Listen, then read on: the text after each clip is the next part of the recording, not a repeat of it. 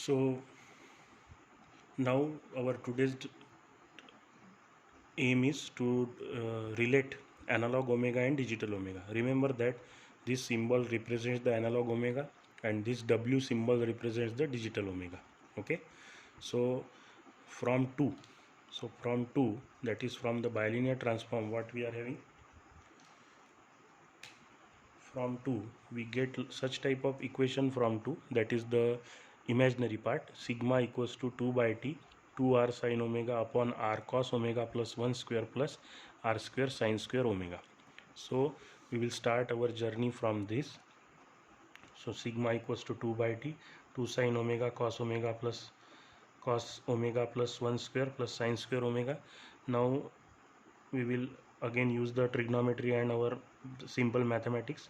So 2 sin omega divided by cos square omega sin square omega, that becomes 1, and this plus 1, so 2 plus 2 cos omega. Now again 2 sin omega, this 2 will take common, so 2 into 1 plus cos omega. Here we are applying the half angle formula. Sin omega is the sin omega by 2, cos omega by 2, 1 plus cos omega is cos square omega by 2.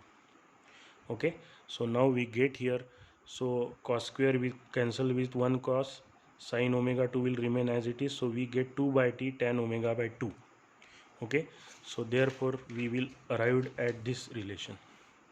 So when digital omega is given to us, we can convert the digital omega into analog omega by using this 3 number equation.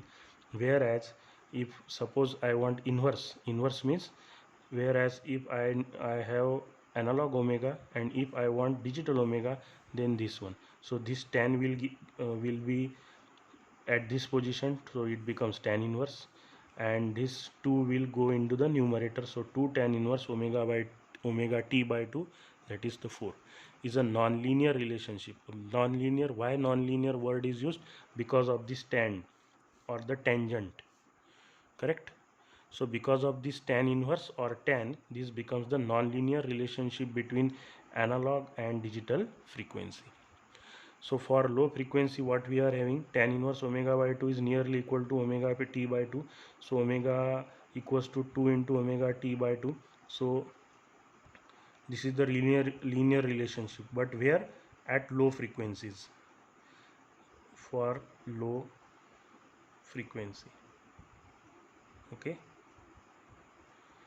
So we are discussing the frequency warping concept now.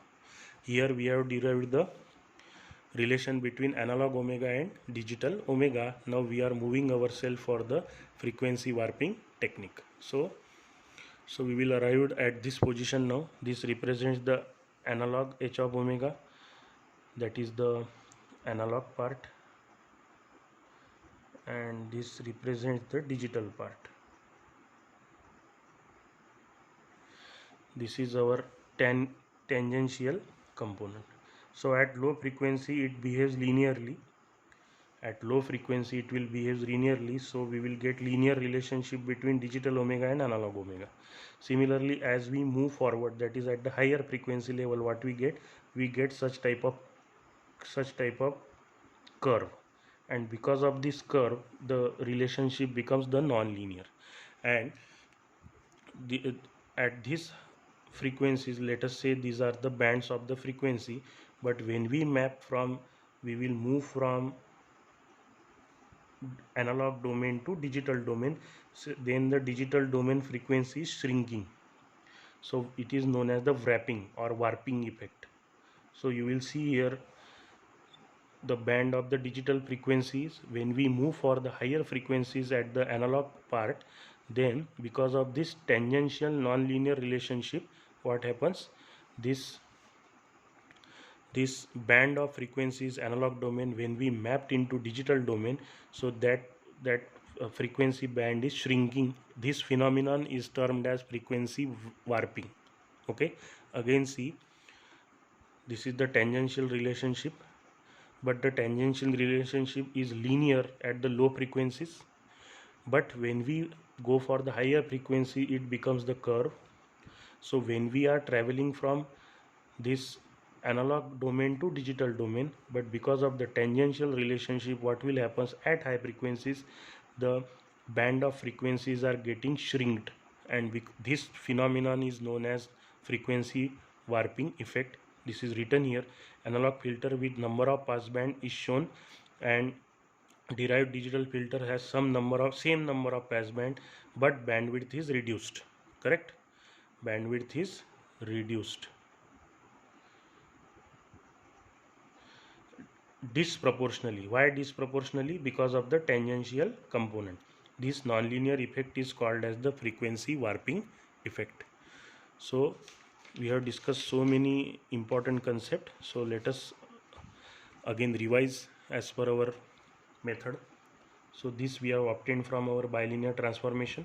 Now what we are doing, we just applying the trigonometric formula and simple mathematical concept. So we will get omega equals to 2 by t tan omega by 2 by using the half angle formula. Okay, and 1 plus cos omega is 2 cos square omega by 2. So omega is nothing but 2 by t tan omega by 2. That is our part. So now what we do, we cross multiply, and this represents the digital omega to analog omega mapping 3, and the fourth one represents the analog omega to digital omega mapping. So this mapping is the non-linear mapping because of the tangential component. Okay, non-linear relationship, but at low frequencies what happened, this will approximated by omega equals to omega t is linear relationship between omega and omega. We have low frequency. Okay, so but at the high frequency, so we will get such type of diagram. So these are the number of passband. We are mapping from analog to digital, but because of this non-linear nature, the band of frequency in analog will shrink itself in the digital domain. So this phenomenon is termed as the frequency warping effect.